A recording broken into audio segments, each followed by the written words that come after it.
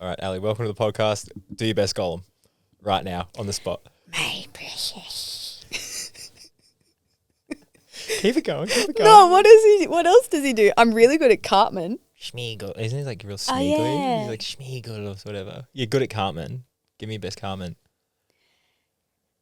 What's up, Dan? Thank you so much for getting me on your podcast. Ma'am. Meatloaf. No, what does he say? He's like, doesn't he come home and yell at his mum? He's like, Mum. Mom. Ma'am. I used to get in this like trap with Cartman, and I could not turn him off Like just all day. all day. Like when I lived in Newcastle, and my friends like lived with girlfriends, and we're all just really weird together. And I was constantly Cartman. Even my thoughts were like Cartman thoughts. What, okay, what's a Cartman thought? I don't know what a Cartman thought is. I'd be like in the kitchen, and I'd be like, fuck this. Just, Something wasn't going my way. Yeah. do you find it funny how like we all have so much weirdness inside of us, but we hide it? Yes. And we hide it, and it's so funny that you meet people and you've got to like hide it for a certain amount of time until you're like okay to be weird, and then you drop this wall, but it's like that's always there. Right? It's like, and you'll test the waters with someone. You'll be like, I'll just let a little bit of weirdness out and I'll see how they receive it. If they like it, I might let a little bit more out.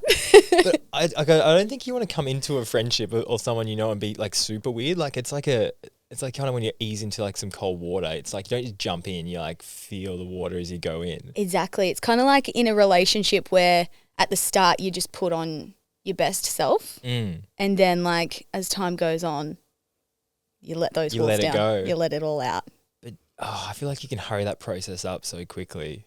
Yeah. Like you can cut that down so much quicker if you just like because I started doing stuff where, you know, when you'd go on a date with someone and you'd have this perception of what the date should be, but then it just got back to like, I'm going to do what I would actually want to do. And if the person doesn't like it, then it's like, well, that's not my person. It's like you try and play this role for a person that you don't actually know yet. Exactly. You're perceiving what you think they might perceive of you and then acting in accordance to that. Yeah. And it's like, well, fuck, why would I do that? Well, I think it's to try and impress them. Yeah. To try and like further it, but then you've got to play that role. If you set like the first initial interaction kind of sets the tone for like how you're going to be. And this was like a little while ago. I remember I was like talking to this girl and I was like, in my head, I need to take her out to like a fancy restaurant. And I'm like, I don't want to do that though. Like I don't mind going out to like a fancy restaurant, but it's not like my go-to first date. Like I don't think a first date you should be sitting down face to face, like forced to stare at each other. Like I feel like that's down the track. Like if you can go somewhere and walk or like have something to kind of distract you and you don't have to be so in your own head about like how you look eating or talking or like it's just real weird. What do I say next? Yeah. Exactly. So I was like, I'm just going to go do something else. And then it was funny when I met up with her, I had mentioned I was going to do this and she's like, I'm so glad you did it. I hate doing that. And I was like, how crazy is it that the perception that what I thought of you originally was completely wrong? Because I think it comes back to everyone judges people by the cover and doesn't actually try and read the book to actually figure out who they are. Have you felt that? Have people like have a perception of who you are? Oh, for sure. Like people, I think are common, or in the past, people would kind of, I don't know, I think maybe I used to wear makeup a lot more or something, and then people would be like, she's kind of like this girly girl or whatever, and then when people get to know me, they're like, wow, she's actually a bit of a bogan. Like she's very down to earth, like she's quite like just like a fucking normal person. Do you know what I mean? Just like your friend kind of thing. Channeling Cartman energy. Yeah. Because I was going to ask you as well, because obviously I don't know you from The Bachelor. Like I don't know, like I've met you at this version of just you, like face to face, and that's all I know. So I don't know all this backstory, all this stuff that's happened. But I was going to say, did that even change the perception of what people ahead of you? Because you obviously went on a TV show, so then they see this version that's an edited version, and then you've got to kind of fight that version of you, then there's actually who you are as a person, and they kind of meet somewhere in the middle in people's minds. Well, I was pretty fortunate throughout the show. Like I was perceived as that version of me that I was then. And back then I was just this like down to earth country nurse, like sweetheart. And I'm like, there's still that in me, right? And I've evolved so much since then. And so I was really just portrayed like that on the show, you know? And my edit, like my exit wasn't exactly how it went, but that's kind of TV, right? They need to make it make sense to the story that they're telling. And the story that comes out on TV isn't congruent with what actually happened in real life often. And so I was lucky in that sense. I think there's always a little bit of a fear of judgment, like putting yourself out there in that way. Like I did grow up in a country town and then I just fucking go on TV and just do this random fucking thing. And then, so, you know, I think for so many people, they have that same fear. It's like, oh, what are people going to think? Are they going to judge me? And then you just got to remember, like, hey, I'm living life for me. Like, I get to do what I want to do. And if I were to limit myself based off what I perceive people might think, they may or may not even think that anyway. Like, that's just limiting me at the end of the day. So I've always been pretty great at running my own race and doing what I want to do because that's what I want to do. But even if they do think that, why does that change anything? Exactly. It's more so like a them problem, really. Exactly. Because I was just talking about, you obviously know Cody Adams. I did a podcast with him and he's obviously perceived a certain way. But like he talked to me about like that's him. And it's like all these people always tell us to be authentic, be yourself, do the things that you want to do. And then you do that and then everyone just rips you down. And it's like, what's the right way to go about this? Obviously be authentic, but it's like, why are you viewing someone and going what they're doing is wrong? Where I'm like, that's just them. Like, and it's a reflection of something you've got going on inside yourself, right? Like if something stirs in me, I'm not looking at the other person being like, you're a shit person, like whatever. Like I'm more so being curious as to what that's bringing up in me. Like what about this person being confident, being sure about, you know, saying whatever they want to say. Like what about that triggers me? Because that's a me problem. That's got nothing to do with them. They're the one like speaking their truth and able to, you know, be authentic to, you know, whatever their reality is, even if it's different, like to what mine is. Like, that's the reality of life. Like we all live in a different reality. And so it's like, you know, let people do their thing. it's like they hold a mirror up to your own like insecurities and fears and all these things that you know you should be doing, but you're not. And they go, well, I'm doing it. And a lot of the time you might be in the exact same situation that they are. They possibly could be even in a worse situation and they're still showing up more than you are. And that makes you question your own, I guess, goals, drive, everything that comes with who you are and who you're trying to be. So I guess when you see it, you're like, well, I can't do anything. Well, I can do stuff about this, but I don't want to. So instead, I'm just going to try and tear this person down. So then maybe they stop. So then I'll feel better about myself because we're both in that same boat. Yeah. And sometimes that can be an unconscious thing. Yeah. Right? That can happen outside of someone's awareness. They may just be like, oh my God, I just don't agree with what they're saying. And they think that that's what it is, when really it's like, hang on, look a little bit deeper. What's this actually showing you about you? And like you said, maybe it is that they're not showing up. They're not speaking their truth. So someone else standing in their authenticity, doing that for themselves is triggering and uncomfortable. Right? And so they're like, hey, I don't actually like what you're saying, but it's not about that. It's that there's something that you need to work on. And I think you can't just turn that off either. Like there's a difference between feeling something and going to like say it or post it and put it out to the world, and feeling something and then like understanding that and being like, oh shit, that's not a good feeling. Like, why do I feel like that? And I know I still feel that all the time. Like I'll see people doing something that I've either thought about doing and haven't done, or they're doing it better or something like that. And it's that triggering thing.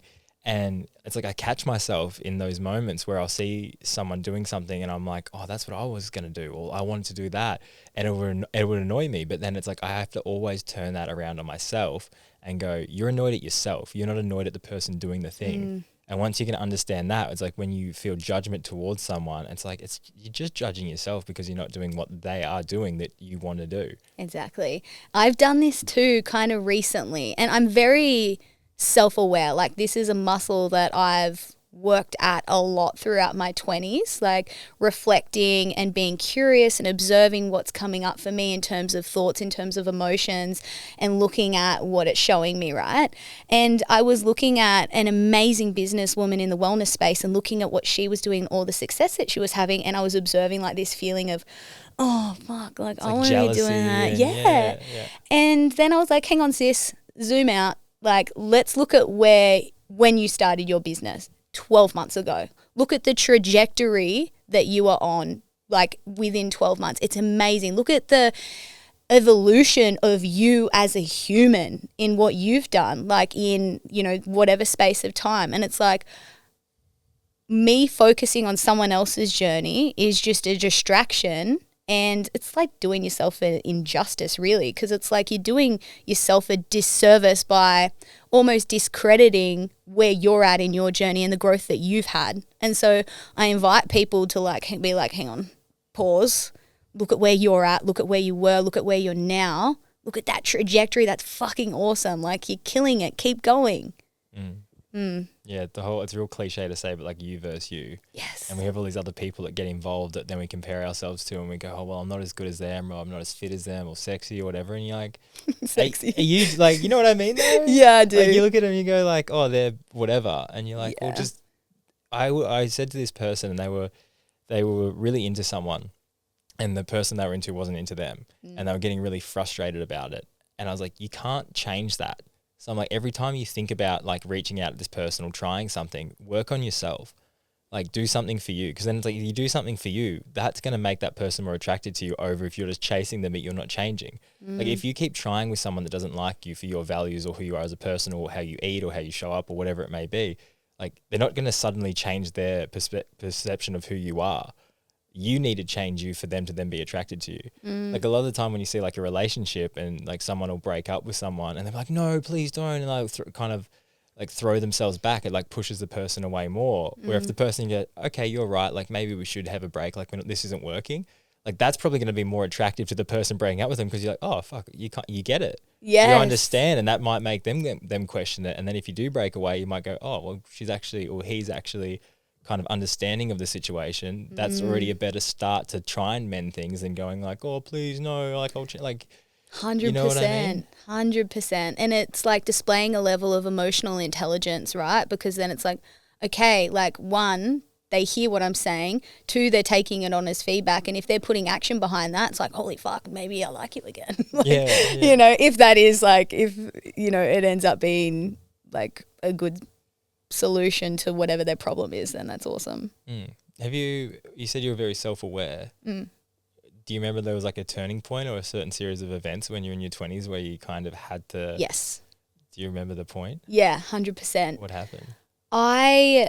This like changed the trajectory of my life. Like, when I did go on The Bachelor, right? Like, after that, all of the attention was quite overwhelming for me.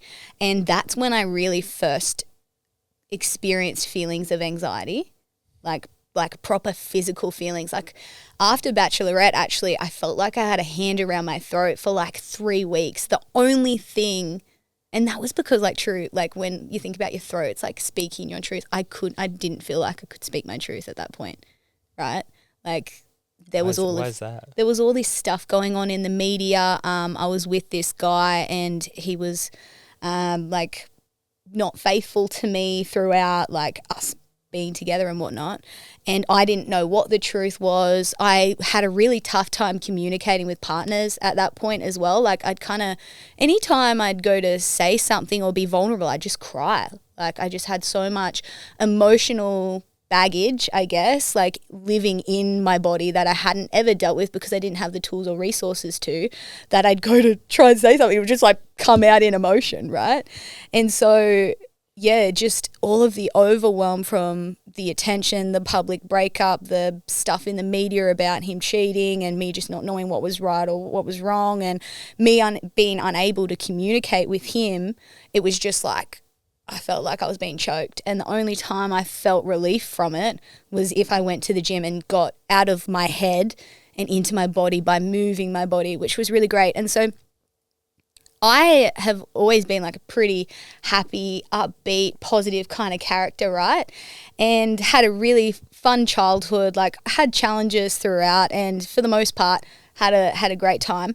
And so when something was off, like when I did notice the change in how I felt, I was like, holy shit, like I need to do something about this. I don't know what's going on. Well, I kind of know what's going on, and I need to be proactive. I need to be well, at that point it was reactive. So I got into kinesiology. Like there's this awesome chick, her name's Tegan Martin, and she lives in Newcastle and we're friends, and she was telling me that that's what she did as a form of therapy, and it really helped her. And it just like opened my mind. Like I was able to talk to someone and she was able to give me like is objective the right word? An objective. Yeah, objective. I'm like, is it subjective or objective? I couldn't figure that out. But yeah, she was able to give me like a kind of zoomed out feedback on the situation and whatnot, and helped me to reflect on what I grew up with and how that is kind of playing out in my life, in the problems that I was experiencing at that time. And it like just that process of reflection is where it all really started for me. And then I was just more curious. And then I was like, wow, like, you know, people can kind of go through life and life can kind of just happen, or they can participate in their life and be curious as to the things that come up and go in search of a solution, right? And like when you do that, you get to know yourself on such a deep level. And it's just like going to the gym and working out a muscle and getting stronger in that regard. Like I feel like the more I've done this, like the higher my level of consciousness has gone, and like the more my self-awareness has expanded, as well as like my emotional intelligence as well. Yeah, it's sitting with it, understanding it. It's funny when you see people and something will come up in their life that will challenge them, and they'll just put it in the corner, put it in the messy drawer with all the other messy stuff, and they don't deal with it. And then it comes up in other elements or aspects of their life where they're just like, they'll be doing something and then like this thing will come back and they'll suddenly be angry or pissed off. Like you haven't dealt with the thing you need to deal 100%. with. How was it, you said there, like when you went through your breakup and it was public, how was that dealing with something that's so public that it's like so private but so public at the same time, and like what you believe and what you don't believe? Because if you're seeing articles that's like he's cheating and like, do you believe and then chicks would message me on social media and be like, he's just tried to take my friend home from the pav, and I was just like, oh my fucking God, what's happening? I didn't really know how to deal with it, honestly. I was just like in survival mode at that point because I was so overwhelmed from the show, like the whirlwind that filming is, and then coming out and then having all of this attention. I went through a period of paranoia. I thought people were following me because like paparazzi did follow you, and then you'd fucking see photos of yourself like at home, like in Newcastle, and I'm like, what the fuck, did someone like follow me from Sydney? Like it was just creepy, and it was just all, like pretty foreign and uncomfortable and yucky. And so I was just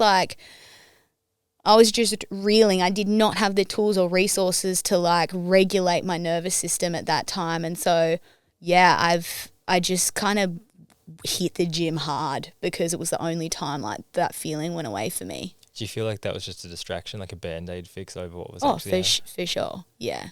You just like block it out for as long as you can. Because I couldn't imagine that, the whole people following you, and because you would be like, are they? If there actually is people that are doing it, you're like, where's that? Where are they?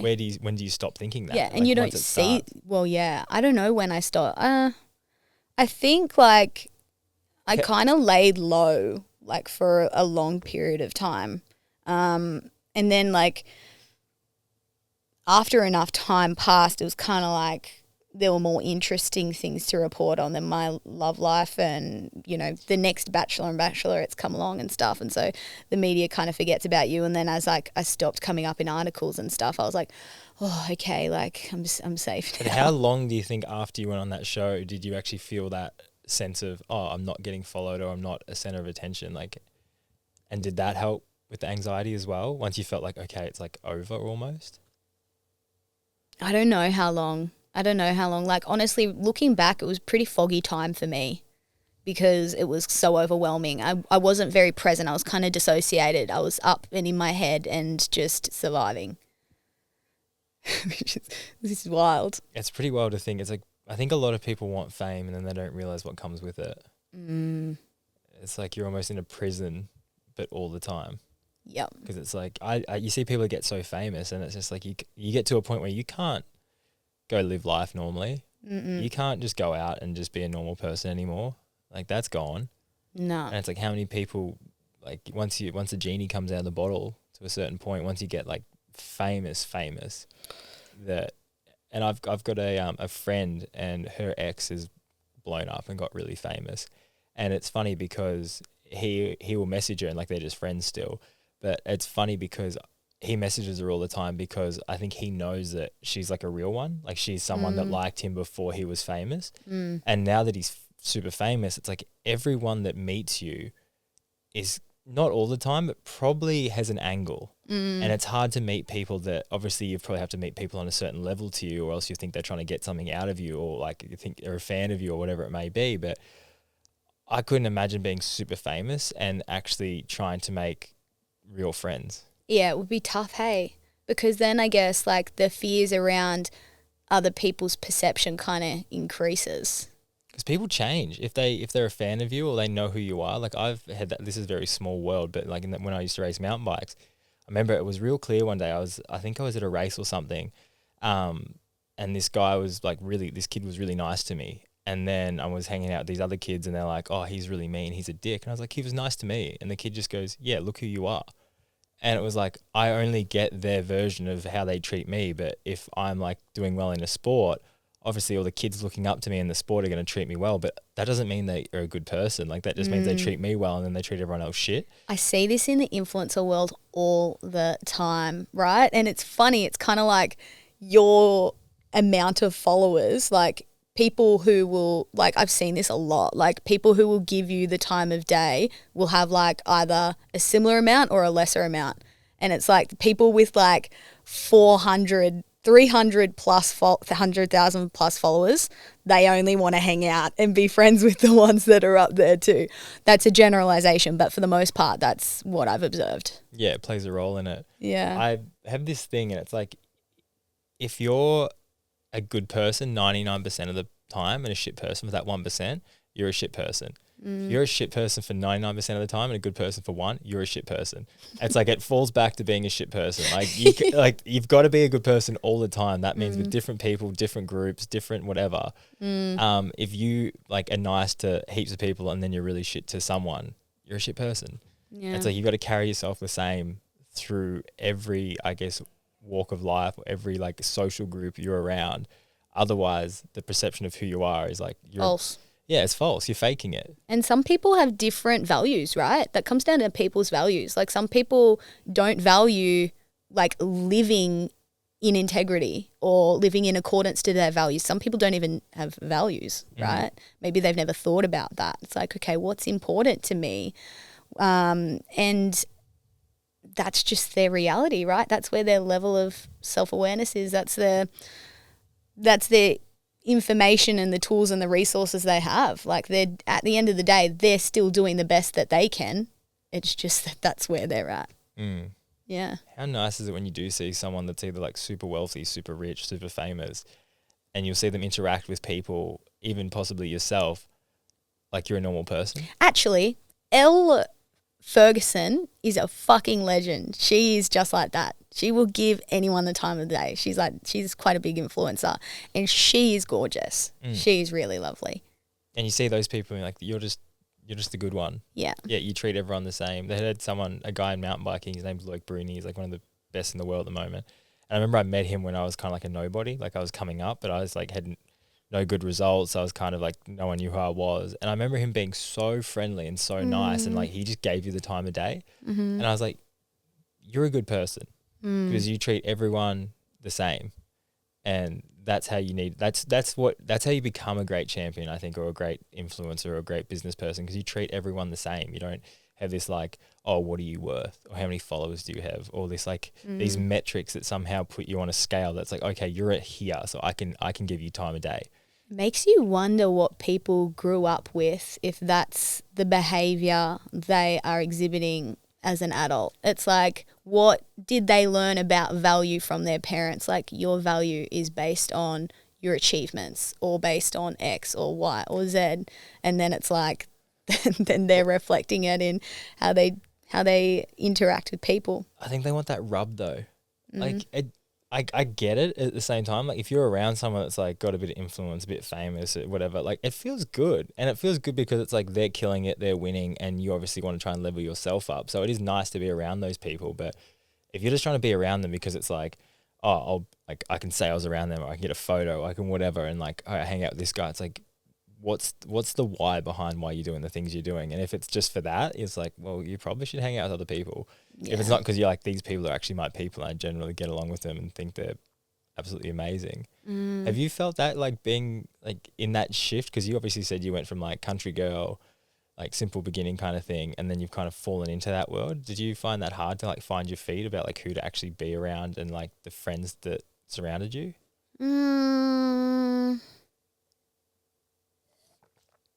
The fact you're thinking about it for this long makes me feel like it's a big yes. I don't know. I actually think it's a no. Like, I've had really, like, pretty great interactions with people, and I believe you attract what you are. So it's actually really weird that even in those spaces, you'll kind of gravitate towards people that are a little bit, more in line with like your values and your character and stuff. I'm just trying to think of a negative experience, actually.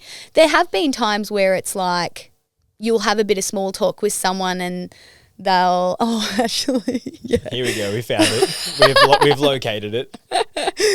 It It wasn't necessarily a bad experience, but I went on this yacht party thing that I was invited to, and I was invited to kind of stay overnight.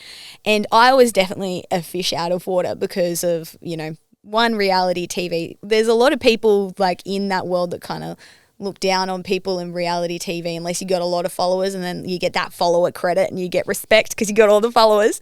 So I was kind of, I was like, oh yeah.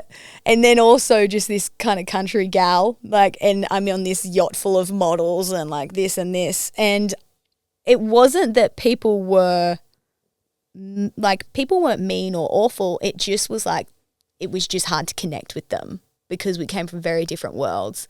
And, I kind of played the game. Like, I was like, all right, let's do the model thing. This is going to be fun. And it was fun, but it was like, it's hard to have meaningful conversations with people when your values and your worlds are so different.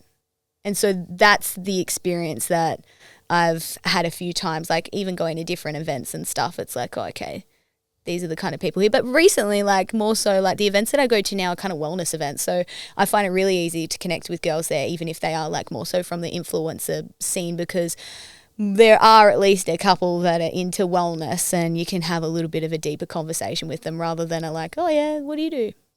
And it's like, I'm not getting much from you. This is really hard. You're not really that interested either. So it's like, whatever. Yeah, it doesn't matter. Yeah. Yeah. I'm noticing that more, even like opening this space, being more in that world, because I've just kind of recently dived into it. And yeah, it's so funny the difference in people you interact with and people that are just don't have that much substance, but from their profile look like the most out there happy person, and then you meet them in person and they're just like, there's nothing. Are these generally like really good looking people? Oh, gorgeous. Yeah. Yeah. Stunning, big followings, all that. Like they had some, like a girl I met a little while ago, and from the outside you'd think she's like the happiest out there, lovely person. And I met her in person, and you could tell she was like deeply anxious and just not, like, she didn't seem present. She seemed anxious. She seemed like, I was like, you need to do something, go see someone. Like, and it sounds mean saying it, but it's like your perception of what I'd think you are was so far off. And I think it comes back to don't judge a book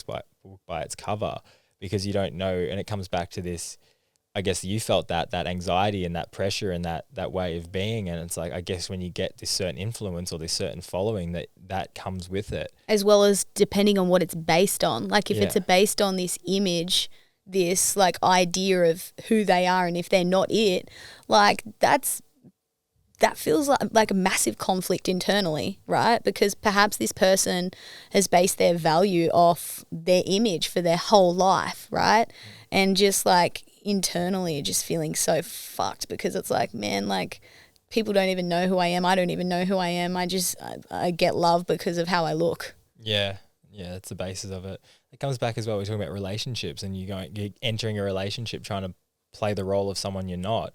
It's like, that's not gonna have a long shelf life. Like that's not gonna end well if you're constantly. And you see people all the time, like they do it because of beauty. Like beauty is in their eyes the most important part about holding that relationship together. But like past that, there's not much substance or not much connection. But they're like, well, she's gorgeous or he's gorgeous, so I'll suck it up and I'll go along for this ride. But that runs out. Like that runs out eventually. 100%. And if you jump on that ride and you stick it out, like you can waste a lot of important years of your life. So again, it's like, what do I actually want? Like ask yourself, what do I want? What do I want for my future, right? What kind of person is going to be like my teammate in that, you know? Because it's like when you, like, this is how I look at relationships. I'm like, I'm so excited for that next one that I'm going to have, because I know that I'm the version of me that I'm really proud of. And also it's like you're choosing to spend and share your life with someone else. Fucking pick well, you know? That's not like something to take lightly. Like this is your life, you know? And I feel like it's such a sacred thing to be like, I'm going to share my life with you. We're going to create life together. Like we get to do this thing together. Like I feel like it's such a special thing. Yeah, don't settle for less. Yeah, make sure you set boundaries, you set wants, needs, values, everything from like the get-go, and then you know. But I guess it is hard, like once, you know, when there's someone that's like almost, and I know perfection is bullshit, so, but like they're so close to like being that version of who you see yourself with, but there's just like a few things that don't align, and it's like no matter how much you yell and scream and kick, that's not going to change.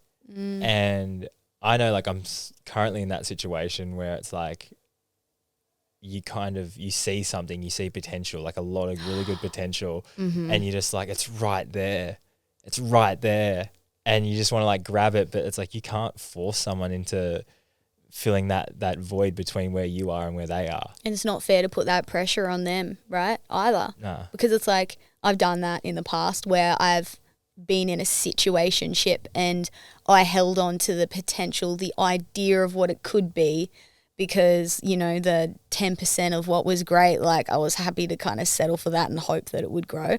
But it's like, man, it's either it or it's not. Like, are you going to stick something out for what it could be, or should you wait and look for something that is it? Yeah. Rather than the could be. That's a hard thing to. It's so hard. When you're in it, you're just like. Especially if there's like attraction there, and it's just like. Oh, it's like everything. Yeah. It's like, there's nothing bad happening. Like everything is really good, and you're like, this is perfect. Like, what's the thing? What do you mean? What's the thing that it's like, shit, that thing's not quite it? They're just not ready. Oh. Their version or values of connection or what they want is not the same as mine. Yeah. But that's it. Everything else is amazing. Oh, that sucks. So it's like, and it's like I'm to the point now where I can like understand like, okay, you're where you are and I am where I am. And that's okay. It's not wrong or right. It's just different. And that's fine. But it's just like, sometimes it's hard to accept that when you're just like, it's hard to like let someone go that you really care about when there's actually nothing bad that has happened. They're just in their point of their life and you're in your point. And it's a whole like right person, wrong time thing that I think so many people go through. And I think you just got to kind of go, okay. Cool. And I guess there's a reflection piece. It's like, okay, what's this showing me? How's this happening for me?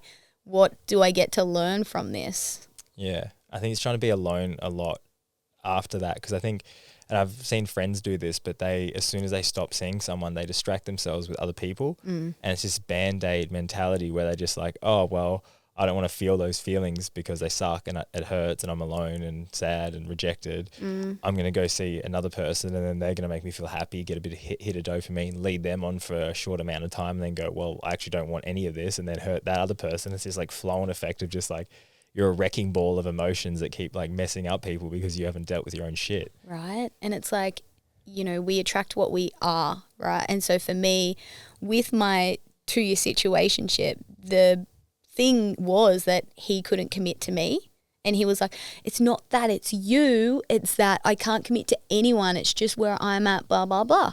And I was like, okay, cool, well, I'll stay with you anyway. And yeah, but then like after like enough pain, and like then I went and did ayahuasca, and I like grew enough self-respect out of that to be like, all right, bitch, you're not gonna fucking lie to yourself anymore. It's time to end this. Like, you deserve so much more. And I did that, and within a short period of time he was in a committed relationship with someone else, and I was like, oh, hang on, wait, there's something I need to look at here. And like, I'd done enough work in the personal development space and in my own healing journey that I was like, okay, law of attraction, you attract what you are. If the issue was that he couldn't commit, how is that me? Where was I afraid of commitment? And then I like reflected on what I grew up with. If that's commitment and that's unhappy, what belief did I create that commitment meant unhappiness? And that was living inside me in my unconscious awareness or subconscious. And I was attracting that in all of the men that were coming into my life. No one could fucking commit to me. No one was emotionally available to me, because that's actually what I was energetically. So that awareness, after that situation, I was like, oh shit, I'm the problem. I've got a lot to work on before I can actually like receive love from someone and have someone commit to me. Like, this is stuff that I really need to work on. And so that's pretty much been my journey for the last 12 months, like just going in with like an excavator and digging this stuff out, looking at it and rewiring beliefs. Because like what you said there, it's like, even if you feel like you can love someone, if you can't accept someone else's love, that like the problem's just as bad, because it makes them feel like they're inadequate because they can't actually give you the thing that you need. So it's like you're both having this like back and forth of like, I'm trying to love you, I'm trying to give you this, but you won't accept it. So then you get stuck in this stalemate, and it makes them feel bad because they're like, well, why are we here? And obviously you get attached to some feelings, but yeah, it's like how do you cut away those layers of trauma and those issues and those things you've seen and those programmings from your parents and your family and everyone else around you that has gone through these other relationships that you pull little parts out of, and rewire that to be like, what do I want and what do I need? Yeah. Because like you said, he couldn't commit to you, and then shortly after you split, then he's committed. So you kind of go, okay, was it me or was it him? And you kind of like, well, I looked at the energetics of what was happening, right? Like, you attract what you are. The problem was that he was within our situation, right? Within our dynamic, because people will be different with other people. Like, I literally watched this on The Perfect Match, like on Netflix the other day, and I was watching it like with an interesting set of lenses on. I was like, like there was this guy with this girl and they were quite secure. And I was like, cool, he seems like a great guy. That's nice. And then he kind of jumped ship and went with this other girl, and it was toxic as fuck. And they were showing each other all this other stuff. And I was like, like people can be very different depending on who they're with, right? And everyone's going to show you something different. You're going to learn something different from everybody, like different people that you're with. And so, yeah, with my guy and our situation, like what was happening was that he couldn't commit to me. He was kind of emotionally unavailable, unable to receive love. And I was like, okay. And then after he found someone else, I was like, okay, shit, let's look at what was happening. How is that me? And then that's when I looked at what I grew up with, and I was like, oh, it makes sense. And this was all unconscious, right? Consciously, I was able to pretend that I could commit. I was consciously saying to him, I want to commit to you. Like, let's be together. We're amazing. Like, how cute are we? And energetically, it's like, nah, sis, you're safe. You're not going to have to commit because... Oh, it's crazy what you see and how you take on board from those things. Yeah. Because I know, for the longest time as well, like I would think I was committing to people, but it was like I wasn't going all in on that. And I remember I used to think, I was like, if this girl left me tomorrow, would I care? And I would be upset for like maybe a bit, but I'd be like, I'd be fine. And I think it sounds bad, but like if you love someone and they just leave you out of the blue, like that's going to rip your heart out. And like that's the thing about like when you love someone, like you give them something, a part of you, and it's like, protect this, please. Like, look after this because this is me. And it's like, if you're not willing to give that, it's like you probably don't actually love the person. Yeah. It's like if you're putting up this safety wall of like, oh, well, if you leave or you go do something, I'm all good. And that's why people don't drop it, because they don't want to get hurt. But it's like, if you don't actually are open to being hurt, you're not going to be open to being loved either. So it's like this fine line about trying to like. Oh yeah, you kind of just have to be like, all right, I'm ready to be hurt again. We need to go in. If You it's need to gonna be happen, open. it's gonna happen, right? And I've got to open this up.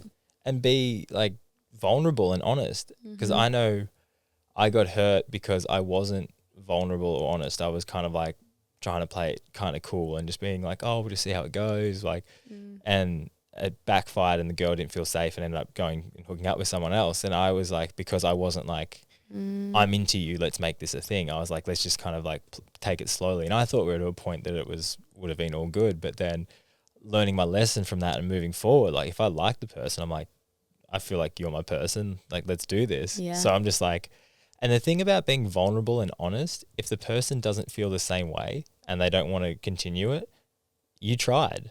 Like Exactly. you tried to do it. So it's like, if you go, hey, this is me, I like you, let's make this work. And they go, I don't think that's for me. You go, okay, all good. Like, yeah. And then then it comes down to just like trusting that what's meant for me won't pass me by. This person actually isn't for me, and that's okay. Cool. They can go explore other things and my person is still making their way to me. yeah. You know? I heard this thing the other day. It's like rejection is just redirection. I was love like, it. I heard that and I was like, that's good. I like that Yeah. little one.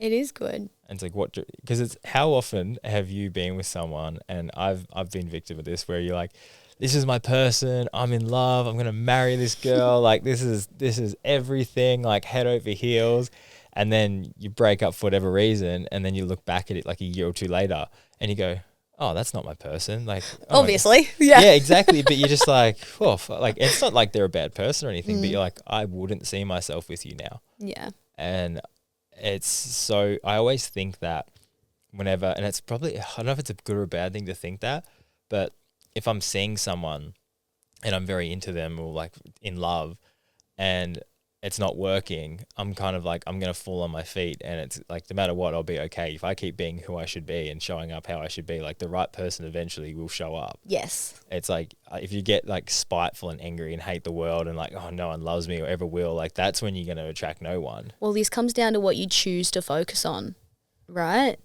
It's like, in that sense, it's like, yeah, say you got dumped or just the situation, the relationship, whatever, it's not working out, and you decide to focus on, oh, well, there's another one, it happened again, like, poor me, like, oh, I'm never going to find anyone. Like, one, when you choose to allow your mind to go there, right, that's going to create emotions that suck to experience, right? And it's like, you know, this is your life. You're actually in control of how you feel and your thoughts. Like, it does take a little bit of practice, but you can choose like intentionally to focus on something else. So like, this is something that I teach my clients all the time. Whenever something shit happens or, you know, isn't necessarily going the way you expected or hoped it to, ask yourself, how is this happening for me? And then choose to believe that it's like, if the universe is always conspiring to support me and give me the best possible outcome, then this is the best possible outcome right now. And what's this showing me? Like, what am I learning? And then you can kind of alchemize that feeling of shittiness, fuck, this situation sucks, into something that's great. And then you can feel like, you know, different feelings. So feelings that like gratitude. It's like, yeah, I'm actually really grateful for that experience. Yeah, what it's going to teach me or what it is teaching me Yeah. now, because you actually get the time to sit with it. Yeah, and also it's like coming down to like time. It's like, all right, well, I'm grateful now that that's ended where it is, because if it were to keep going on and it's actually not going to go anywhere, then that's just a waste of my time, my energy. And now there's no longer a question mark next to that person. So like, I'm kind of in like, I'm dating now. Like I'm getting back into the dating All world. the guys out there. I'm so terrified. Anyway, I'm kind of like... Anyway. I'm just going to clip that little bit and just throw that as the trailer. So I'm dating again, guys. Here's that tag. Slide in, whatever, you know. Have a good pickup line. You know. Have some fun with it. Do your best. Do your best Cartman impression. Yeah, that'll get me. Done. He's it. I hope you get one now at least. That'd be good. Oh, I don't even know where I was going with that. Where were we? Were you saying you're dating again? Yeah, I'm And dating again. So it's kind of like there's a little bit of fear around it, and I'm just having to lean into it because it's like, oh, sis, if you keep doing the same thing, you'll keep getting the same results. Like if I'm just not dating, I'm not going to end up with my person, am I, really? Yeah, but a lot of the time I've had people come into my life, I'm not looking at all. Like some of the past girlfriends that didn't, obviously I'm not with them now, but people have come and played such a massive role in my life. I wasn't like on a dating app or like, it's so funny. Everyone has a different answer to this, right? It's so obvious from the outside, but every time I've been so happy with myself and not cared about trying to attract someone else, they pop up and go, hey. And it's just because like you are subconsciously showing up exactly how you want to be, and people see that and they want to be a part of it. So it's like this whole idea is like if you're so focused on you and bettering you, the right person will show up in your life. If you're so focused on trying to find someone else to come and like validate you and give you that happiness, like you're going to attract the wrong people. Well, yeah, absolutely agree with what you're saying there. And also there's something to be said for the fact that it's like, hey, if you want a relationship and you're in a place where you're really happy with where you're at, you might need to go on some dates. You might need to at least put yourself in situations where you're going to meet new people. Like for me, I'm fucking home a lot of the time.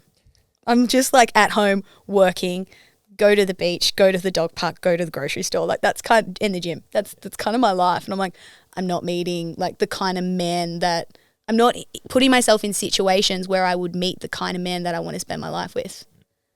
Right? So it's like you kind of got to put yourself out there a little bit. Where do you reckon the best place is to find young, stunning, chiseled men on the GC? Well, that's not necessarily my shopping list Connected, in its entirety. Spiritual, smart, open-minded, driven, intelligent. A little bit chiseled. Little bit. I know what you're saying. Yeah. Where would you find a good, decent person that you'd actually want to date? Well, wellness events is kind of where I'm looking for my man. Well, not looking for my man. Like floating around in that ice bath. I see him. I see him like a bit of cereal just bobbing up and down. You see me at like Conscious Connections every Saturday. Like, I know what she's doing. Just fishing. Just going fishing. Hey, mate. Oh, God. But yeah, like if I was going out like on a Saturday night to the PAV every night, I'm not finding my husband there. Like it's pretty unlikely.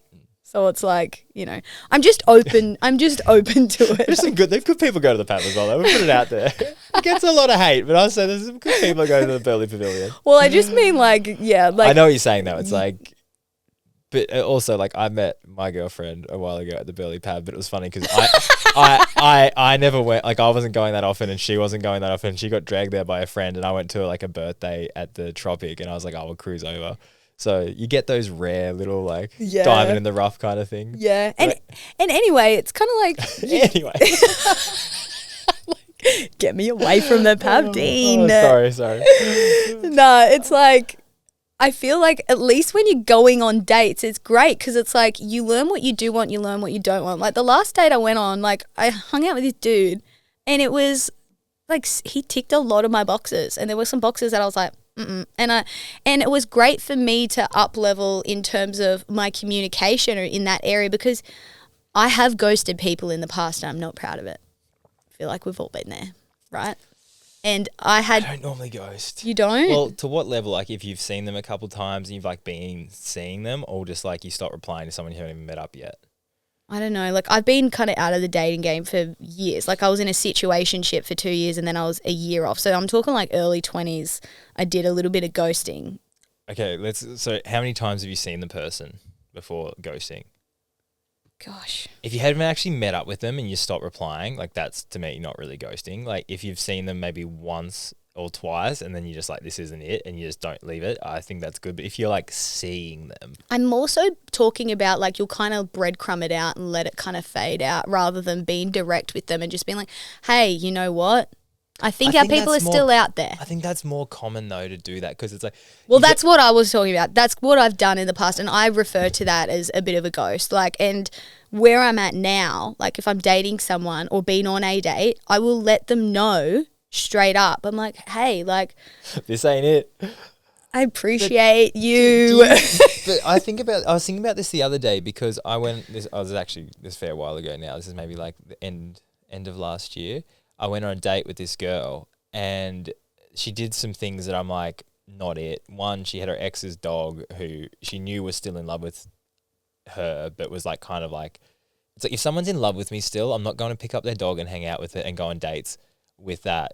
I'm like, that's a red flag. That's a red flag. So I was like that and just a few other things, and I just I went for a walk, ended it, we just never talked again. But I was like, there's a part of me that wants to go, hey, like, you're a lovely person and all that, but these were red flags for me that I wouldn't. This is why I'm not going to. I would love it if someone gave me that feedback. It's like an audit to your like date. You know what I mean? Like it goes. I would through. love it. I would be like, fuck yeah, because you'd learn exactly you'd learn from it. People aren't like, and that's what I'm liking about dating now. Like, you know, you'll have a couple of guys or people in your awareness, and you're like, in your awareness. they could be, and so it's like at least go and hang out with them. So then you're like, okay, they're no longer in my awareness. That's no longer wasted energy. I can move on. I know that person's not for me. You know, you're kind of like sifting through. Yeah. Does that make sense? Well, it's like, I guess it's just being honest about where you're at or what you want or what they didn't give or did give. Like it's so funny where I would froth that if someone said to me, hey, like, I had a great time with you, and like, this is maybe the reason why you're not for me. I would be like, fair, sir, off you pop. That was fun. Thanks. Well, I think that comes back to the whole thing, keep your friends close and your enemies closer. It's because your enemies, it will tell you and give you a direct reflection of what you're doing and what's wrong with you. Because you look at when you have a breakup, and at the end of a breakup, you guys could get to a point where your ex is like, you do this and you do that and I hate this. And this is all things that you've probably always done, but it's never been brought up until you get to a point where you're like, well, this is done, so I'm going to air out all your dirty laundry. And it's like, if that was drip fed to me throughout the relationship, we might still be in a relationship. But because you wait until it's over and now it's like, okay, now I'm going to say everything I've been thinking from day one, how do you expect that to be a good thing? But it's like, you should take on board what they say, but say that from the start. I think it depends on how people like actually intentionally engage in a relationship, right? Like it's like what I said earlier with like, some people just let life happen rather than actually engaging and being intentional with what they do. Same thing with relationships. Some people just let relationships happen. And it's like, hang on, why don't we have a weekly check-in where we give each other feedback? Why don't we agree to some relationship values that we choose to uphold to each other, like respect, support, communication, like love, always choosing love. There doesn't have to be a winner, like doesn't have to be like a, win-lose situation. We always want a win-win. So it's like, if you have those kinds of things present in your relationship, you're gonna have a much better chance of success than just letting it happen and seeing what happens. Just winging it and seeing where it ends up. I guess that communication, like you said, checking in with that person and actually going, okay, like, where are we at? Or like, you're doing this and it's making me feel like this, and not doing it in a way of like, you do this and it's making me like, not in like an angry way, but like, hey, you've been like staying out every weekend and I'm at home and I'm feeling kind of lonely. Like I kind of just want to like hang out and watch a movie and just like see how that's the reaction, because it's like, okay, well, I want to go out all the time. I don't. It's like, okay, maybe again, that's not your person. But like, if you talk about it, or she goes or he goes, say, oh, I didn't know that. I just been enjoying going out. I can stay at home. Let's watch a movie. Like that's fun as well. It's like, you don't know. Like we all we make up all these stories in our head about why something's happening, and then you actually talk about it to the person, and it's like this fear of their reaction that is always like, it's never that bad. We build it up in our head, they're going to get angry or annoyed or pissed off or leave me, and then you tell them like, oh, that's fine. And it's like, where do we learn those kind of communication habits from, right? Like for a lot of us, like, did our parents communicate well? Did they, did they come to solutions well? Like, were they a great team, or was it kind of like, oh, you have a problem and you get on with it and you just kind of tuck it away, and then maybe they stonewall each other and give each other silent treatment, and then life kind of just happens again, but it all builds up. When you think about it, you can't really blame them, because when you look at the generation before, like Nan and Pop, and then the generation before that, great-grandma, great-grandpa, a lot of them came from war. Their feelings didn't matter. It was kind of like, you actually have to leave the country and maybe go die. And it was like survival mode. You just have to get on with it. Doesn't really matter how you feel. And like, oh, we don't really talk about our problems. We just get on with it. And then that filters down, and then it's up to us to zoom out, make that reflection, and then learn new ways, find new tools and resources of communicating that's effective and is an awesome strategy for like a successful relationship or friendships or whatever. Yeah, when you see the generational change in connection and like affection, especially on like a male side through like your dad and grandfather and that, it's just how it's shifted. Is there things that you do that you see as a direct relation to what your parents did?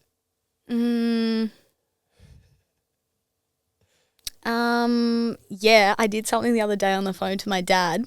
When we were younger, when I was younger and he was younger, I guess, yeah, we used to butt heads a lot. We're kind of similar, and like if we had some kind of fight, he would kind of hang up on me, and I did that. Like this is just a couple of weeks ago, and I was just like, well, fuck you then, Dad.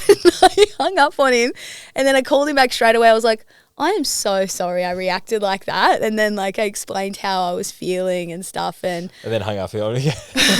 and then like kidding. I think I know it's my mum's a very giving person, like super, super giving. But it was funny that like she would give, and this is like to us as kids and in a relationship with my father and everything, she would give so much. But then at a point she would kind of expect something back, which again is like fair enough if you're giving, but it was like that point, it's like you can only give as much as you're willing to give without receiving anything in return. Yeah. And I know as a person that I like giving, it feels good. Like I love giving stuff, time, whatever it is to people. But I learned that it was just like I was giving more than I was comfortable with, and then sometimes you wouldn't receive it back, and then you get resentful towards that person. Yeah. So it was that hard thing for me to go, I can't do what makes me feel good by giving, but I know if I give too much, then I'm going to hate the person or resent the person because they're not reciprocating that. And it comes back to just give as much as you want to give, and you couldn't care if that's free from expectations. Yeah. I think we do so much for this expectation of I'll help you, but then I've got that in my back pocket if I ever need something. And it's like that. Well, this is like in relationships, that's like a 50-50 mentality. It's like a tit for tat. I do that, so I'm expecting that back, when really it's like you want to be 100. It's like I will always give you 100%. And you will always give me your 100%. And that might look a little bit different each day for each person, right? And it's like, again, it's being intentional in that relationship and having that conversation and setting that expectation with each other. It's like, hey, I'm going to fucking give you 100% that I've got all the time. And, you know, do you want to do that for me too? Yeah. And you want to have that person that you do want to do that. Yeah. Like and it shouldn't even be like, oh, I have to do this. I'm like, oh my God, I get to do this. Like, yeah. And it's like sometimes, you know, that means the other person might, like, what's the word? So like say someone's sick and it's like, okay, I'm going to give them my 100% like throughout this whole process, you know, and they're getting that. I know I'm not going to get 100, like, you know, I'm going to get their version of 100 with where they're at, but it's like there's not like this expectation that after they're then well again that it's like, oh, well, you got to make up for all that shit that I was doing. It's like, no, that's not 100. yeah. Yeah. Like you're trying to bank it. You're trying to bank favors. Yeah. Remember I did this for you, I did that for you, and you're just like, why are you keeping tabs on like like being kind? Yeah. And like generosity. It's like it comes back to if you or a nice person. Like, and then it's like if you're just doing stuff for how people are gonna receive that and give back to you, like that's not a good thing. Like you're just doing it for yourself. It's just wrapped in this like it's actually kind of selfish. It is. It is. Like I'll help you with this, but you've got to help me with something else. It's like so you're only doing it for the return help, not because you actually want to do it. Yeah, and it just changes the whole energy around it. Hey. Yeah, it doesn't feel right. I'm gonna ask you, what's the biggest heartache you've gone through and biggest like battle you've had to overcome with love? The situationship, honestly. Like I remember meeting this guy and I was just like, oh, I'm in trouble here. Like I knew from the start it was going to be a ride, and it was just like I totally lost myself like throughout those 2 years. Like I like to think of life as a game, right? And we're the main character of our game. We've got the controller. We're navigating the different levels, you know, playing along. And it was like I gave him my controller. It's not like he took it. Like I kind of just gave him my controller and I made my game, like just I surrounded my game, around him. He was the main character of your game. He was the main character of my game, yeah. And I was kind of just making all my dreams about his dreams or his dreams about my dreams, sorry. And yeah, just totally lost myself. Like I was just such a sad human. Like I had this cloud. I felt like I had this grey cloud just following me, and I felt like I wasn't good enough. I felt like I wasn't worthy or lovable because like I wasn't getting what I actually needed, and I was settling for that. I settled for that for a long time, and it was just such a shit time. Like I'd wake up every day, the cloud would be there. He would be the first thing on my mind when I woke up in like a stressful, like anxious, attachy way. And the last thing I would think about before I go to bed, and I would get to the end of the day and I'd be like, I'm so excited to go to sleep, because I just want to escape how I feel. Like it sucks. And I was partying, I was drinking, I was just not treating myself well. I was using shitty tools as a way of feeling something or feeling some kind of relief. And really it was just kind of me spiraling lower and lower and just hurting myself more at the end of the day.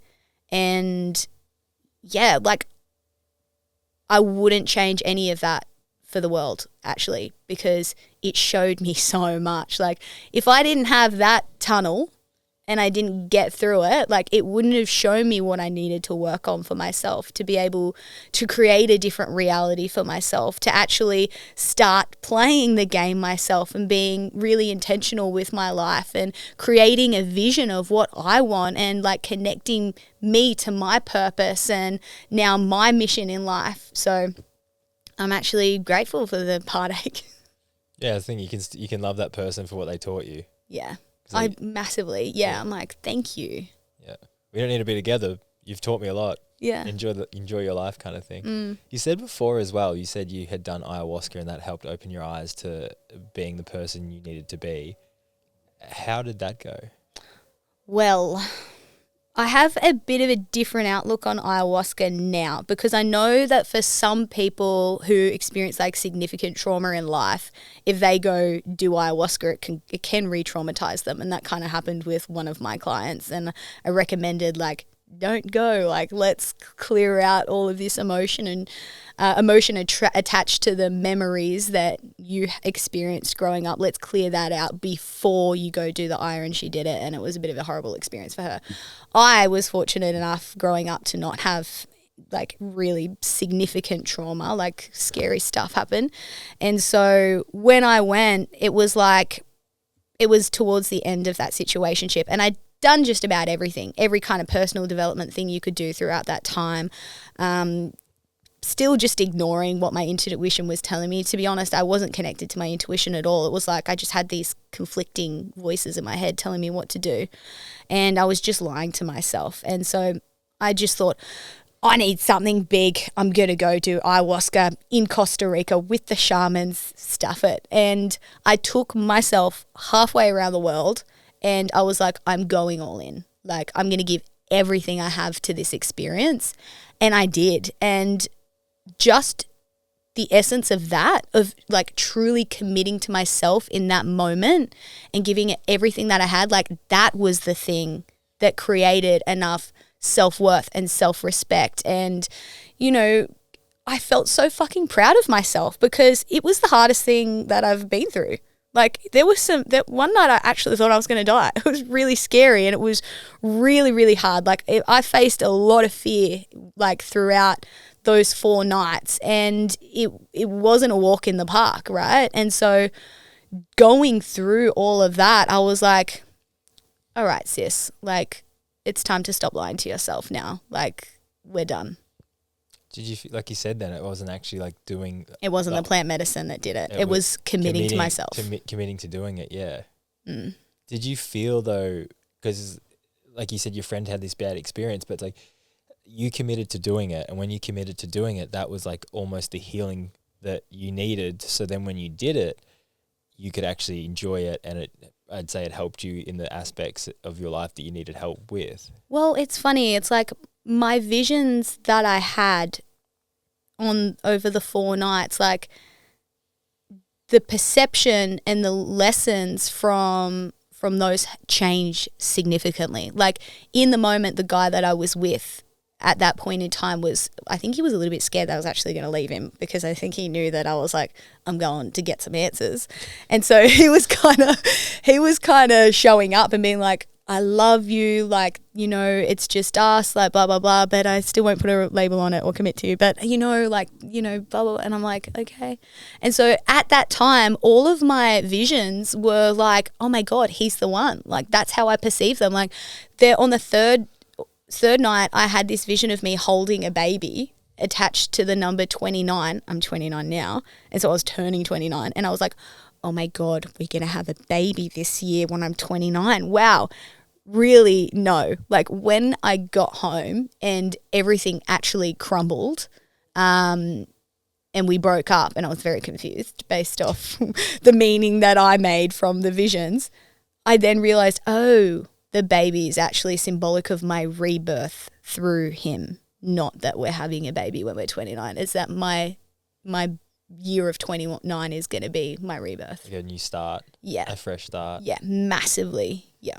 I just find it so interesting, and I don't know what, obviously this girl that had pulled up the wrong emotions, but I always find with certain, I guess, psychedelic drugs, it's like they will show you the things that you need to see, and it's how you perceive them. If you're ready to see them, that's like, everyone talks about having like a bad trip, and it's like you're just not ready to see the things that you actually need to look at.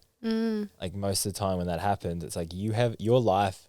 And a lot of people do them to try and find answers. I've got this analogy. I've talked about it once before, but it's the whole idea. It's like you have all these different rooms in your head. And when you look after yourself, when you have a good relationship, when you are healthy, when you eat good, when you exercise, that's you cleaning your room. So each time you clean these rooms while you're looking after yourself, when you take a psychedelic drug, it's like a key that opens a door to that room. So that when you open the door and you can go and you can enjoy the room and you can sit in it and go, oh, okay, yep, this is how it should be. And you can think about whatever you need to think about, you can process, and you move forward. If you haven't got a clean room because your life is actually not in order and it's chaotic and you've got shit everywhere, when you get that key and open that door, you're trying to clean that room and that, however long that experience will go for. And that's a bad trip, because you can't clean your room and also try and figure out the things you need to figure out. Like, imagine you've got guests that have just showed up and you're trying to clean the house and talk to them at the same time. It's like, it's sporadic. It's like, you're not going to get what you need out of that experience. So it's like, you need to be at a place that's good. And it's funny that you committing to doing the thing was you kind of cleaning your room to then enjoy the thing. Yeah. Yeah. Well, even like I've actually been feeling like the medicine calling me back recently, because now, like, you say the room, I call it the energetic container. Like, my energetic container is clear. Like, I don't have emotions from the past bothering me anymore, right? Like, when I used to talk about my feelings, again, like, I'd get that lump in the throat and I'd just cry because there was just so much that I hadn't dealt with.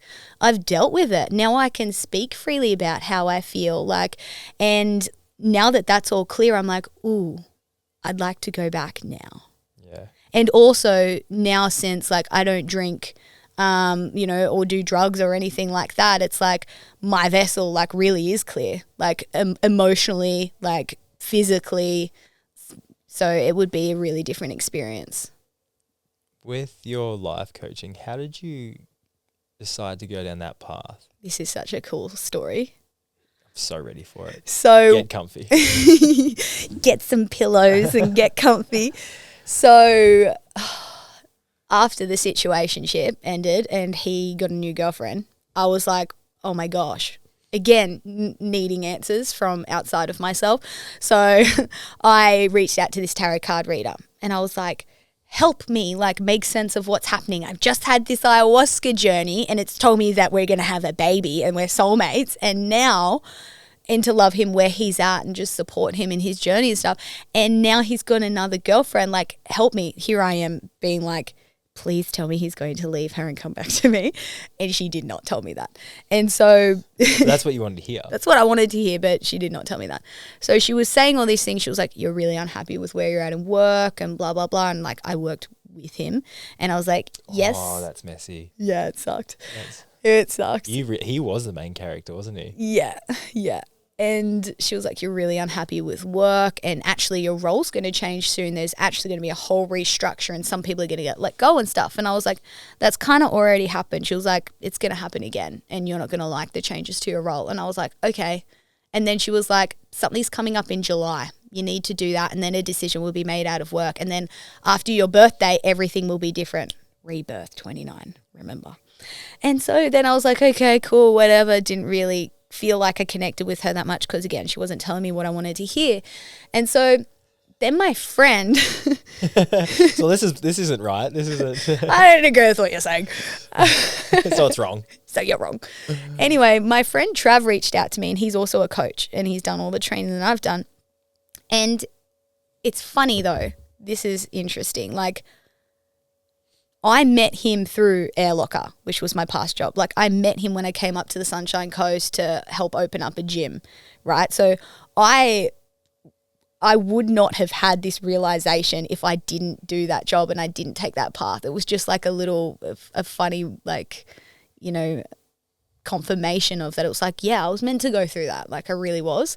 Anyway, Trav and I connected at this gym opening and just stayed friends, and, you know, kind of had similar interests in terms of wellness and spirituality and whatnot, and just grew in parallel and stayed friends online. And he was like, hey, legend, come on my podcast. I'd love to chat about your ayahuasca journey, and I'll tell you everything I've been doing, like coaching and stuff. We'll catch up. And I was like, yeah, absolutely, let's do it.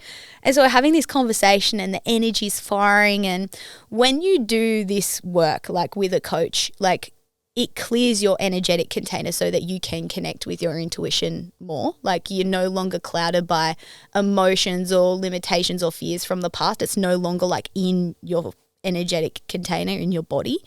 And so he was very intuitive. I was still not.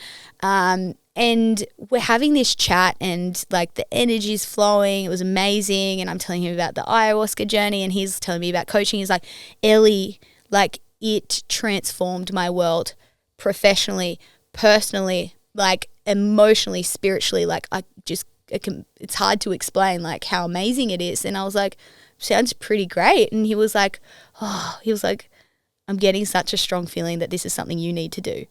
And I was just like, wow. And I was like, oh, fuck off if you tell me it's in July. And he was like, it is in July. And so I was just like, okay. And I just like felt like that was a message from the universe, because the tarot card lady was like, something's coming up in July, you need to do it. And then he was like, I feel like you need to do this thing. And I was like, and then just July like came into my mind. I was like, you say it's in July? And he was like, it is. I was like, okay. So I didn't even know what I was signing up for. I just knew that I needed to do this thing for my healing. And I walked into the room and I was like, oh, I don't want to be a life coach. I'm just here for my healing and yada, yada, yada. I'm not here to be a life coach. I'm here for healing. Yeah. And honestly, like, what that week did for me changed the trajectory of my life. It was like I'd come out of the tunnel that I'd spent like 2+ years in. It was like that grey cloud had cleared and I was fucking me again. And I was just like, oh my God. And I was just like, how do people not know about this? Like, in terms of mental health, like, we are taught like from society, see a psychologist for every week for the rest of your life. Take the pill. Keep taking the pills. Here's another pill. Like, and it's just like, it's a Band-Aid, you know? And this was the deepest healing I have ever experienced in my life. Still to this day, like, I've done breath work, done meditation, shadow work, like the journaling, the reflection, like all of that stuff. This cleared it all. And then so I was like, I have to do this for people. And then now I'm a life coach. What was the biggest thing? Like, what was the biggest thing that made you feel that way? Well, what you do, so if you picture a post office room, right? This is your energetic container or your room, right? Let's use your room analogy. You've got your house with your rooms, and no, I'll use the post office one. I like to stick with what you know, sis. So picture a post office room and you've got pigeonholes. So you've got emotions on this side: anger, sadness, fear, hurt, guilt, grief, shame. And then on this side, you've got beliefs that you've created, like, and typically what you first create in childhood, and then you continue to like I guess, store evidence in favor of these. So some common ones are, I'm not good enough, or I'm not worthy. The people that love me always leave. That's like a fear of abandonment thing. Fear of judgment, fear of rejection, anything that limits you, a belief about yourself that basically is false, that you created off something that you experienced.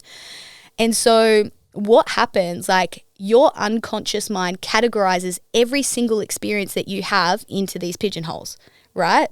So it's like throughout life, if you're quite an angry kid and you don't know how to deal with it and you just keep tucking it away. And like for a lot of us, our parents didn't have the tools or resources to really teach us how to regulate our emotions or to move that energy and let it out, because emotions are just energy. It just needs to move and be felt, right?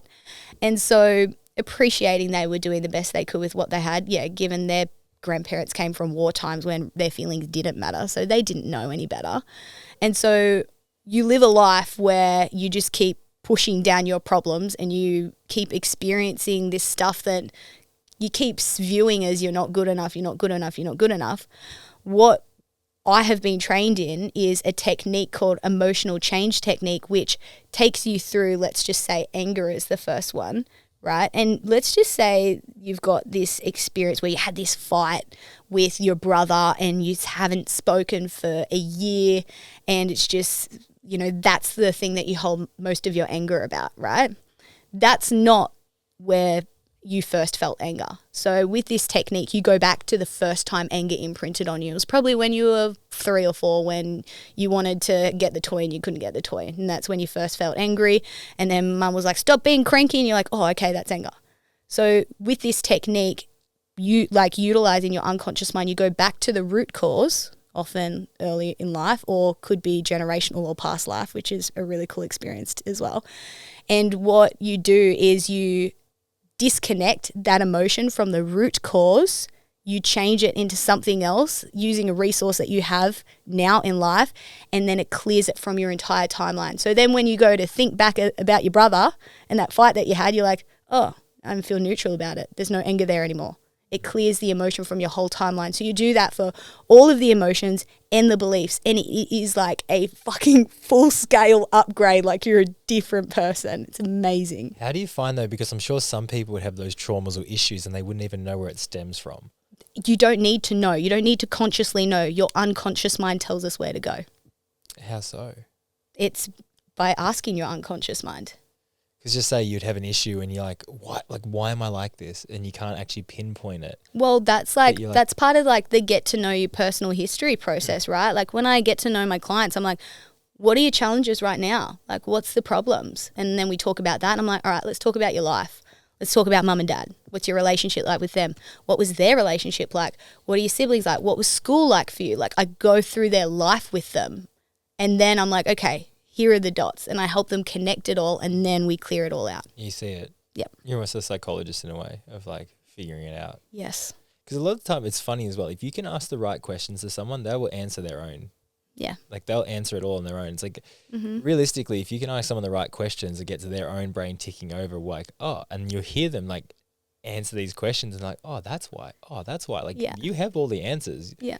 You just need someone to like unlock those. Mirror it back to you. Yeah, exactly. And I guess like we were talking about before, people can mirror your insecurities, your angers, your hate, all that. It's like people can also mirror all the good things in you that you know are there, but you haven't been able to get them out because you put up these blockages and these walls and these things in place to not be your true self. And someone come and ask you those questions and actually get them out. Yeah.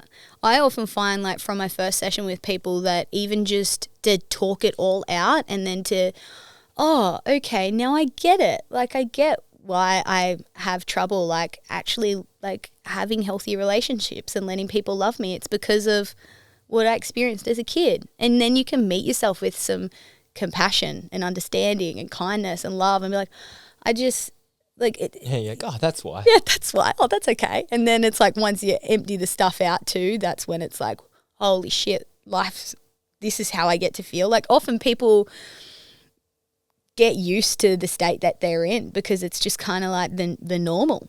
They're normal, and it's like. Well, it becomes their identity. Yeah. I'm this person that does this. Yeah. and they might not even know because of why, but if they do, it's like, oh, it's because of that. Yeah. And like you say, people fall into that. People say that my anxiety, my depression. It's like, why do you want to hold on to it? Why do you keep saying it's mine?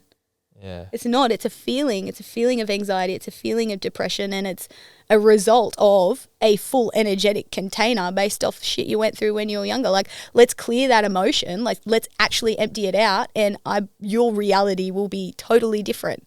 It'll shift. Yeah. What's the biggest thing you get from people that come and see you, clients? Like, what's the biggest thing you see in people that come to see you? Is it this idea of holding on to something?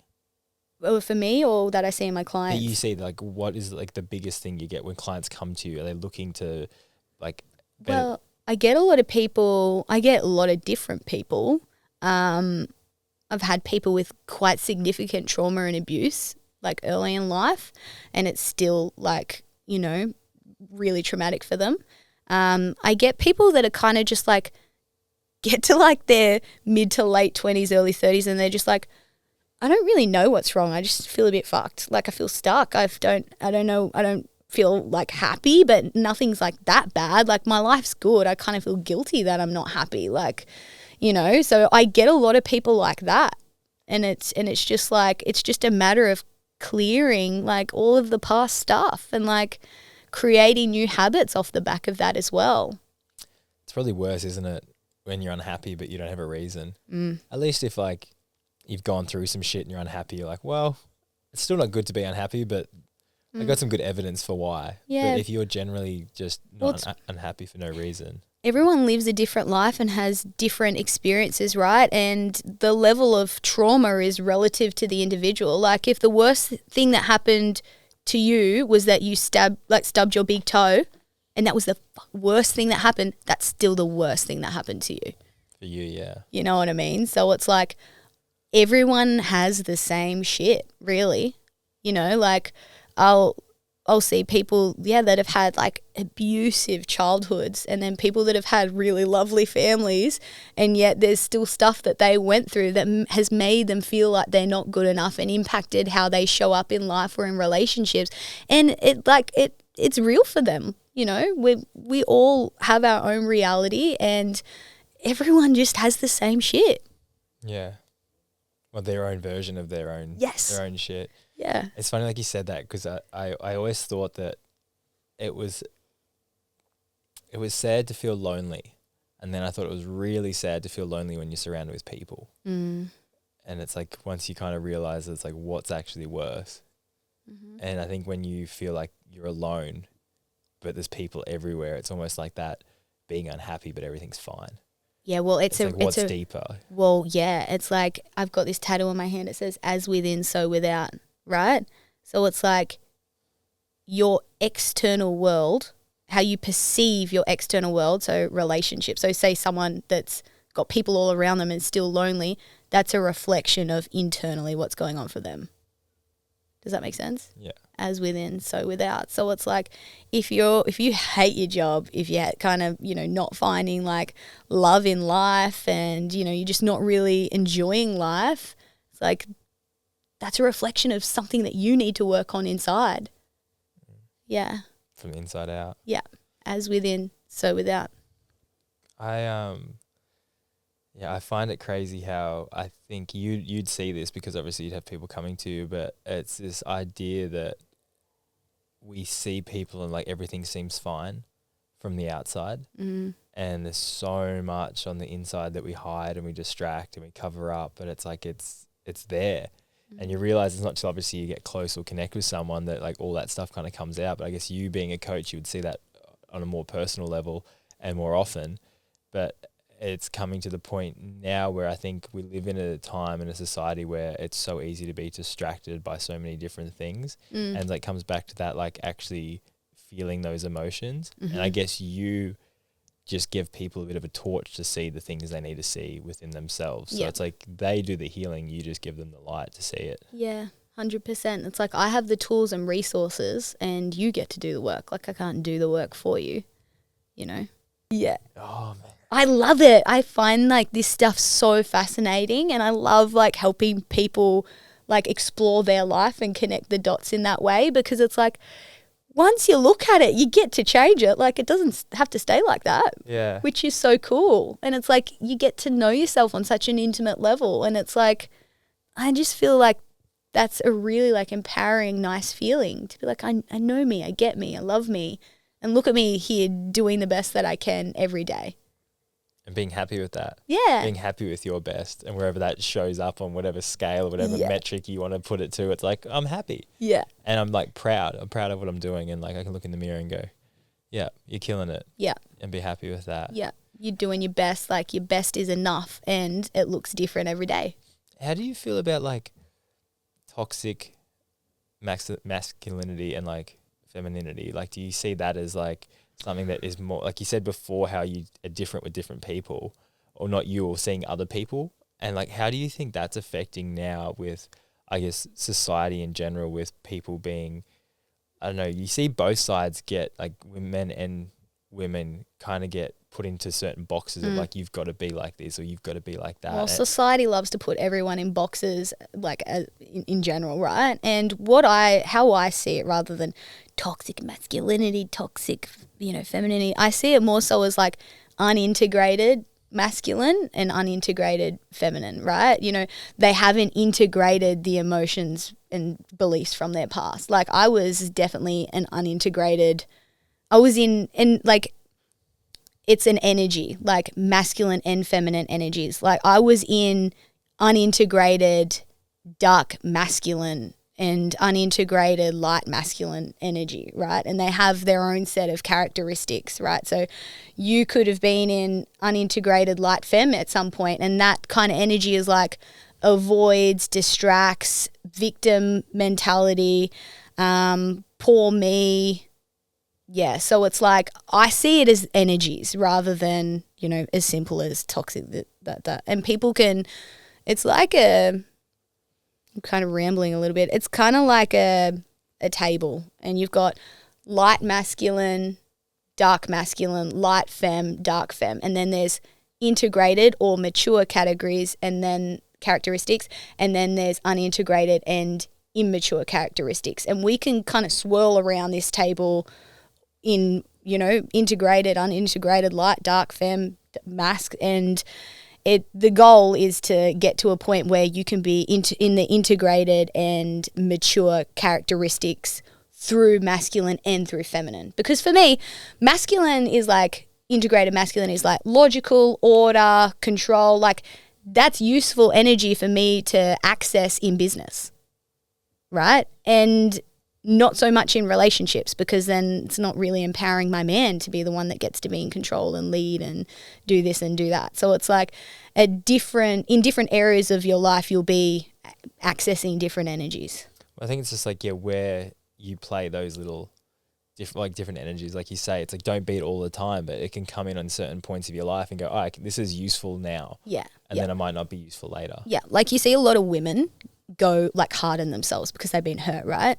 They harden themselves, they go into like this, fuck you, I don't need no man kind of energy. I'm independent, I'm in control, I don't let anyone like near me. And then they attract these men that are kind of like more in a light femme, unintegrated, poor me victim thing. And then there's just this resistance in the relationship because you're not where you're most in flow. Doesn't right? line up, yeah. Yeah, and you're showing that to each other. Then the guy's like, you're so controlling, you won't let me do this, you won't let me do that. Like, oh, poor me. And it's like, you're just in the wrong energy, guys, and you both have inner work to do. Yeah, I get that. And you see it all the time. Like, it's super common, hey? Massively, yeah. There's a lot of unintegrated and immature individuals out there. And they don't know any better. It's just where they're at. And maybe this conversation will have people thinking reflecting. About it, yeah. Yeah. Where listening to this now, where do you show up in your relationship? Like, where do you fall on either side of that? Me? No, like someone, for people, someone listening. 100%. Yeah. But even for you, like you said, you were kind of more in the masculine in certain ways and in business, but then you have to be like, all right, we're going to leave that at the door and not carry that. I want my man to lead. I'm like, there's nothing, like, I don't want to make decisions.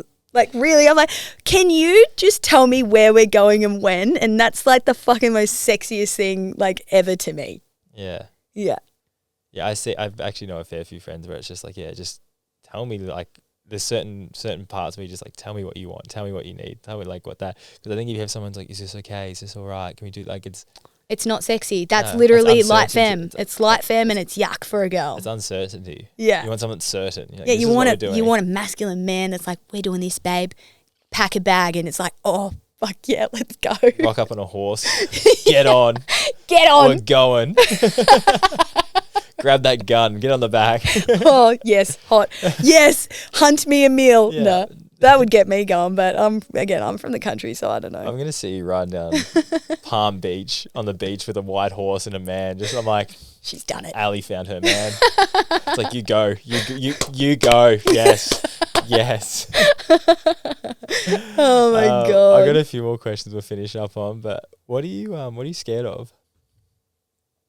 Oh, the first word that came to my mind, and that's how you know it's come from your unconscious or your subconscious. The very first micro answer, the first answer that came up was getting hurt, and yet it's like I just gotta like closing my heart off, and like that's not gonna get me what I want. I want to be in love with someone. I want to continue to be in love with life, and like I want to build a life with someone, and I want to have that kind of relationship where it's like we're intentionally in this together, and we choose each other over and over, and we're committed to growing together, right? And showing each other what we need to work on, right? So if something comes up, it's like, hey, this is coming up for me. Can you help me get through it? And it's like, yeah, babe. And like being intentional in that and conscious. And so that's what I want. And my fear is to get hurt, right? And to have that heartbreak feeling again, because it fucking sucks. And yet, like, you know, I'm just going to have to, like, if I were to let that fear stop me, like, I'm not going to get what I want. So I have to just get over it. Yeah. What are you most excited about? That. Well. So it's the same thing. That what you're most scared about is also what you're most excited about. Yeah, 100%. Because, yeah. It's the balance of both. Yeah, it's polarity, isn't it? Yeah. Light and dark, yeah. The yin and yang. Yeah. I'm most excited for that next phase of my life, because I'm like, well, I get to do all like the cute like honeymoon fun feelings again. Like there's just so much to look forward to there, and the vision that I have for like my future with my partner, like it's fucking great. So I'm pumped. It's going to be awesome. Let those walls down. Knock them down. Yeah. Knock them down. Yeah. If you could go back and teach yourself one lesson, what would that lesson be?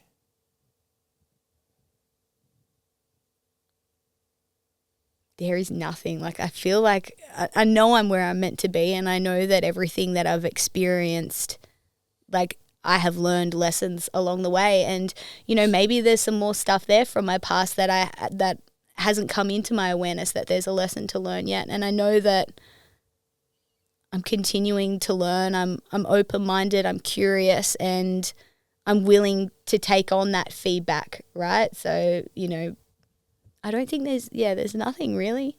Nothing? Nah. What's the best bit of advice you'd give to someone?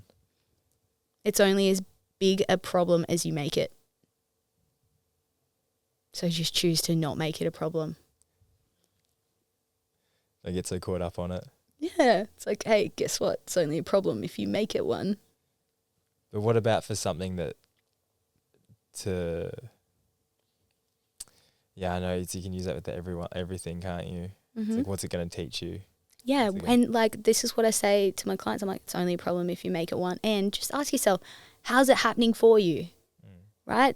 There's always going to be shit that happens. There's always going to be challenges and obstacles. Like that's a part of playing the human game. That's a part of navigating the levels to then go up a level with a new set of resources and tools, right? So it's like you are the creator of your reality, and you get to choose the reality that you want to experience. So if you're choosing to make things a problem, it's going to be a problem, and that's the reality you're going to experience. So for what purpose would you do that? It sucks.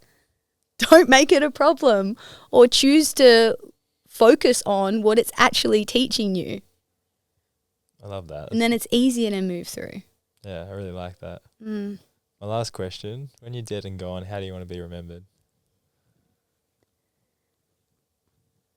I want to be remembered as someone who has been of service to others and has just like spread light over like the darkness.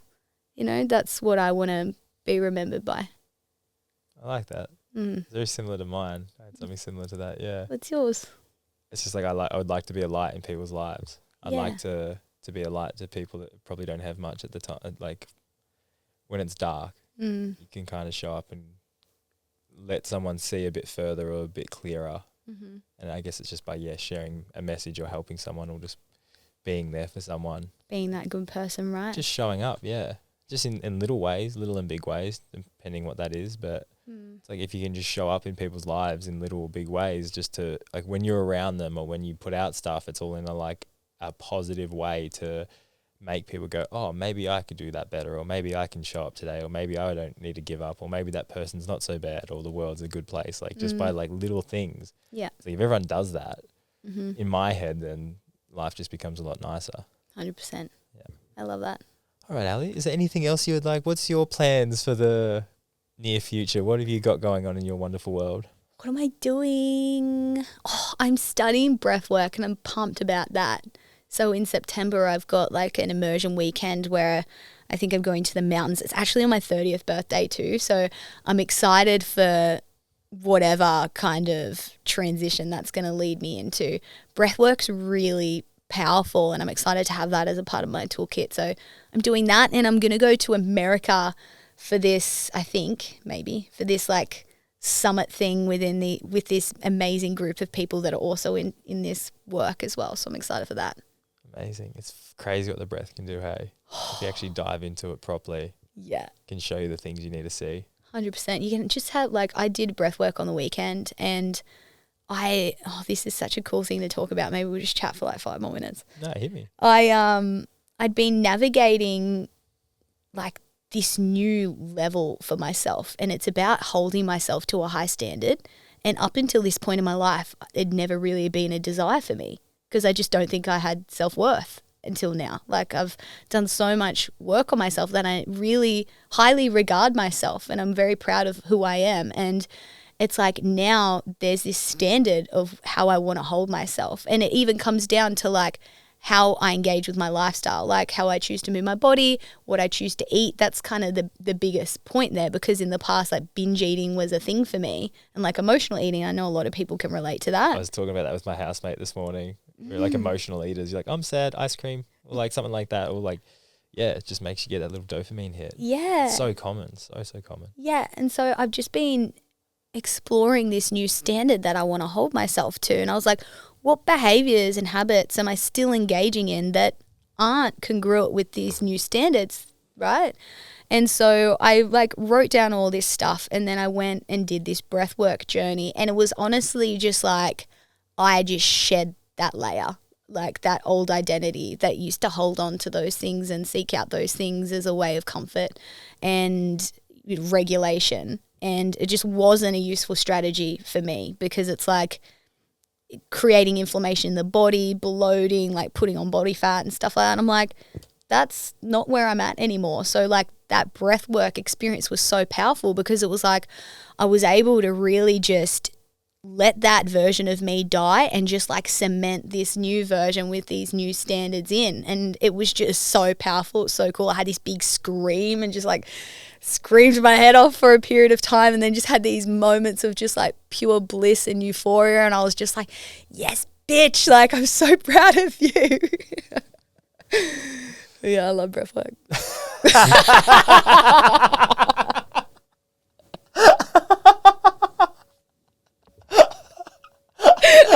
Such a good way to end it. Yes, bitch. Oh, I love breathwork. I felt that. I felt the love for breathwork then.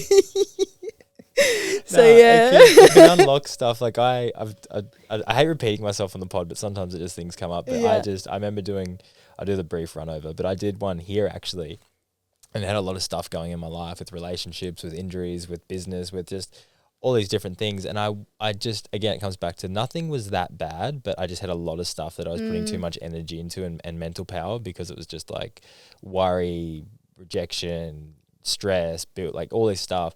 and I did this really long breathwork session. And by the end of it, I came out and I was me again. Yes. And I was like, Well. oh my God, where have you been? And I was like, literally, all this stuff just completely dropped.